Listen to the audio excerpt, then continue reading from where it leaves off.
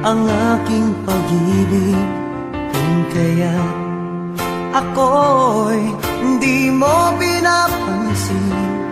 Ano ang aking gagawin? Sabihin mo sa akin at aking susundin, upang ang puso mo'y makapiling.